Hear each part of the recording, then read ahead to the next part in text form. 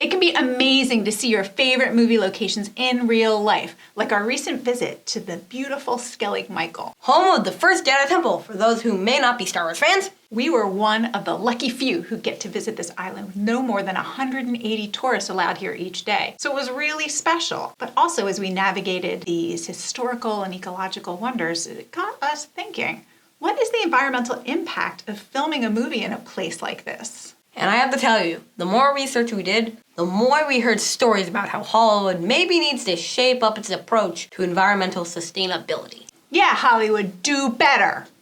And maybe we're also part of the problem too. Wait, what now? Movies are an industry, and like most industries, they use resources.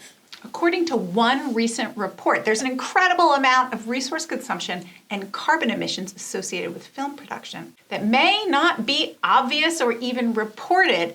Unlike some industries, there's no common standard for sustainability or regulation and accountability with easily accessible, publicly available data. So when you start digging for information, you discover that your favorite blockbuster films, those with budgets over $70 million, each produce an average of about 2,840 tons of CO2 per production. That's equivalent to 617 cars driving around, or the amount absorbed by 3,700 acres of forest in 1 year. A dirty little Hollywood secret that has pretty much been ignored until recently. Where is all that CO2 coming from? Well, speaking of cars, transportation is a significant contributor. It accounts for 51% of movie production emissions, with air travel being about 30% of that, and land transportation making up about 70%. But even before the movie begins filming, think about the energy it took for a crew to scout locations around the world to find the perfect spot like this one to stand in for the first Jedi Temple. That's a lot of travel. And then, during shooting, think about all that effort to get an entire film crew to a place like Skellig, Michael for production. They had to fly to Ireland, where then they probably took a bunch of cars from the airport to the port, where they got on a tiny boat that would then take them to journey back and forth to the tiny island. And this was just one of many locations used in this film. So, that's a lot of plane trips. Once on set, lights, cameras, trailers, all of these require power, and a lot of it. So energy consumption is another major contributor to a film's carbon footprint, with 34% of a blockbuster's CO2 emissions attributed to mains electricity and gas, and 15% to diesel generators. And while those are major sources of CO2, there are plenty of other sources of waste on the set. In fact, the physical set itself is typically custom built with luan, kind of plywood that is both lightweight and easy to move around. But luan, which often comes from rainforests, is a significant contributor to tropical deforestation. In fact, one older study suggested that a single soundstage could be responsible for destroying 4,000 hectares of rainforest.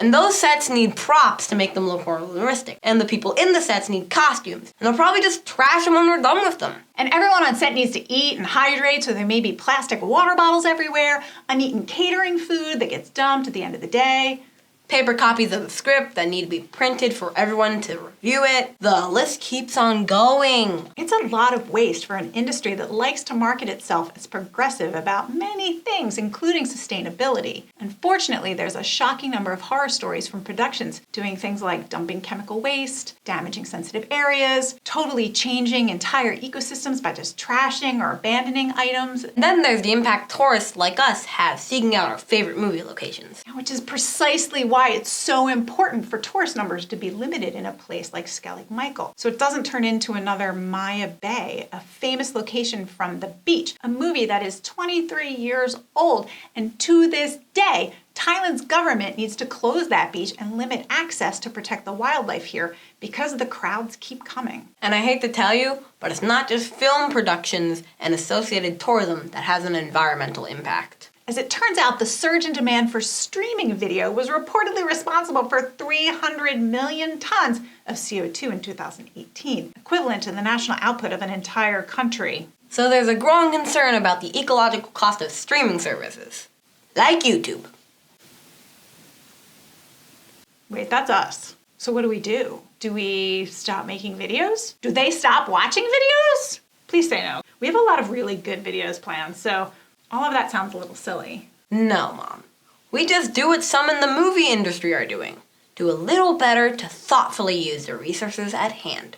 Oh, okay. Well, we can do that. Like The Amazing Spider-Man 2, a film that swung into action not only as a cinematic success, but also as a pioneer in sustainable filmmaking, reportedly saving a whopping $400,000 just by using some simple eco-friendly initiatives. They diverted 52% of their production waste from landfills by making some relatively small changes that had a huge impact. Things we can all do to make a difference. Like recycling! For example, more than 49 tons of materials from the film sets were recycled by donating them or planning to use them in a future production. They replaced one-time use water bottles with more sustainable options and rescued a remarkable 5,862 meals from potential waste by donating catering leftovers to local shelters, ensuring that no food went uneaten. Water bottle swap, check!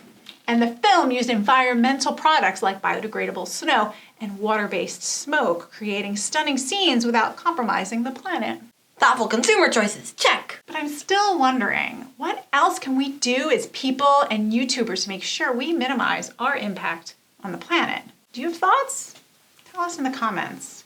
After all, we want all these amazing wonders that we love to bring to you each week here for generations to come.